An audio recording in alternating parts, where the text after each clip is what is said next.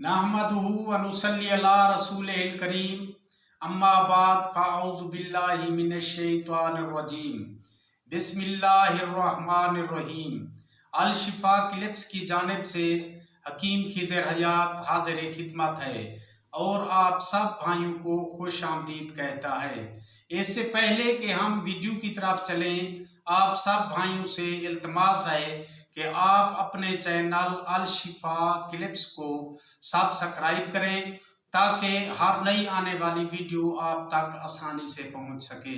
अगर वीडियो अच्छी लगे तो लाइक और शेयर भी कर लें। तो चलिए अब हम अपनी वीडियो की तरफ चलते हैं।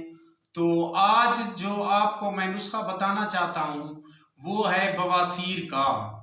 आपने देखा होगा कि ये एक बहुत ही मूजी मर्ज है और ढीठ किस्म की है।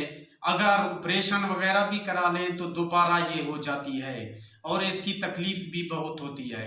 इसमें होता वैसे मैदे की खराबी की वजह से है, जब खुश्की वगैरह हो तो ये तकलीफ हो जाती है। तो चलिए अब नुस्खे की तरफ चलते हैं। इसमें आपने सबसे पहले जो अशिया लेनी है वो बिल्कुल साफ सुथरी और ओरिजिनल हो, वही चीज़ हो जो आपको बूटी है या कोई और अद्विया है शामिल करनी है इसमें। तो इसमें आपने सबसे पहले लेना है भंगरा।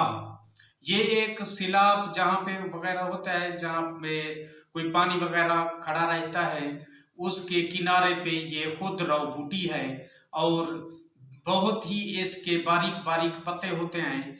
इनको तोड़कर आपने साए के ऊपर खुश्क करना है। जब ये अच्छी तरह से खुश्क हो जाएं तो इसका पाउडर बना लें, बिल्कुल सफूफ। इसको कपड़ छान करके या छलनी वगैरह से छान कर अलहदा रख लें। इससे तकरीबन 4 रत्ती से लेकर 8 रत्ती यानी 1 माशा तक इसकी खुराक है। मक्खन वगैरह के अंदर इसको रख के आप निहार मुंह इस्तेमाल कर सकते हैं। बाकी अगर ज़्यादा तकलीफ हो तो बलाई वगैरह या मक्खन और चीज़ के साथ इसे इस्तेमाल नहीं करना। बाकी चावल, दूध, अंडा वगैरह इनसे परहेज़ करना है, या गाय वगैरह का गोश्त हो गया, इससे परहेज़ करें। इंशाल्लाह आपको 3 खुराकों के अंदर अंदर रिज़ल्ट मिलेगा।